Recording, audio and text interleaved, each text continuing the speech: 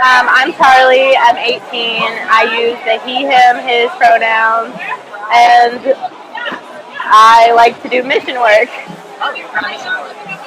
With it's church based, and then I do also non-church based, where we go to like different states, or I like going to different countries to help in orphanages, nurseries, refugee centers, all types of stuff. I just graduated from Northwest School of the Arts. Thank you. I love to sing. It's what I've always wanted to do. My like two main passions are mission work and worship leading, because I love to sing and I love worship music. I haven't been out of the country yet. I actually leave November 1st to go to Tanzania. I'm going to be working at a nursery, and I'm going to teach English to the adults. It had always appealed to me, like, because I grew up in the church. I left it at one point, and then I came back, but I had always loved the idea of helping other people, and I knew that I wanted to do something with that as, like, a full-time. I just didn't know in what way that I would end up doing that, and it became missions. Yeah, I'm a Christian. I like the Pentecostal faith. Currently, my church is not fully accepting of LGBT members, so it's hard there because I'm not out of fear of, being taken off of like things like drama, dance, and choir. But aside from that, I like their energy. I like their spirit. I like what they're about. In some aspects, yes, because growing up, I grew up Southern Baptist, and so that was definitely very, did not like gays, did not like, trans wasn't even a thing that I knew about, and so it was definitely very complicated and confusing in my household and in my church. Yeah, I'm out everywhere else. I'm out to some of the youth members at my church, but none of the elder members. But everywhere else I'm out. I've always been out in school. I came out kind of forcibly because my mom found my phone and like went through my text messages. So it was never really a big problem.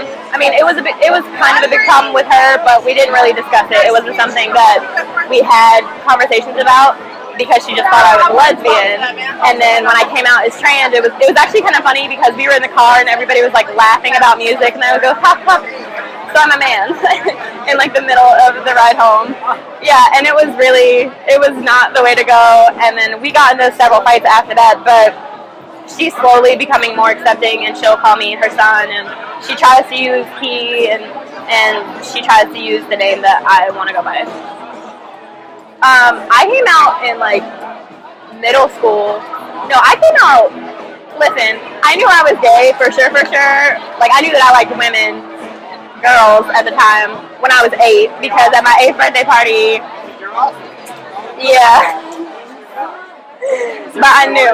No, there was just like my best friend Hannah, she came over, we had a sleepover. The other girl was like, she fell asleep really quick, and then Hannah and I ended up staying up all night, and then we like kissed, and I knew that I liked girls, so it was cute.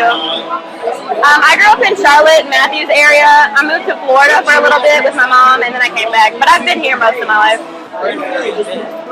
It's okay. I don't really like the humidity here, and I guess we kind of are in the Bible Belt, so it's not really my ideal location, which is, again, another reason I want to do mission work, because I don't really like the U.S. at all.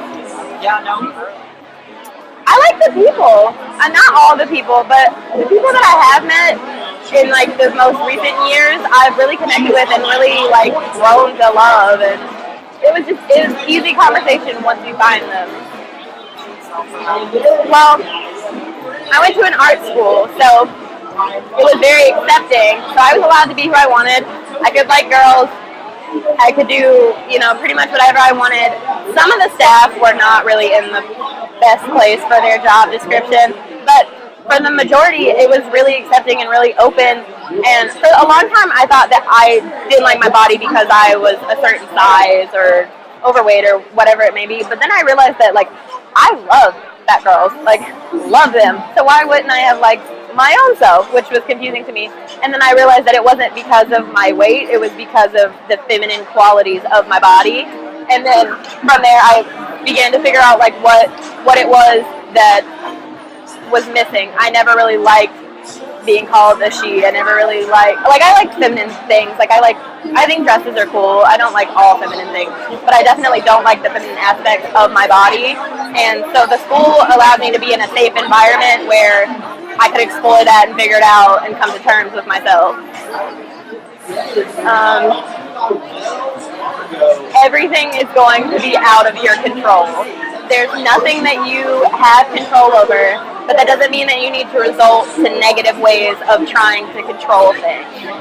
It's okay to not have control. It's okay to let other people do what they need to do. Understand that if it's an unsafe situation, then that might not be good, but it's okay to not always be in control, and it's okay to let other people take the reins. Maybe not necessarily of yourself and your identity, but of what goes on around you. Because for whatever you are not going to be able to control the things that happen around you.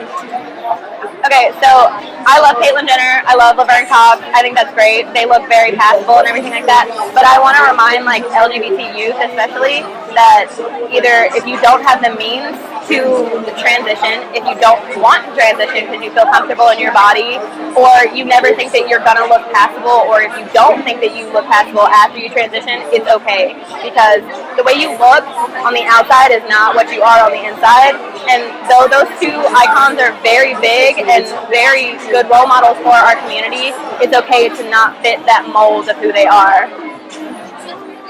My pronouns matter because my outsides do not match my insides. And people need to understand that I am a human being. I am a person that deserves respect and to be treated as they are.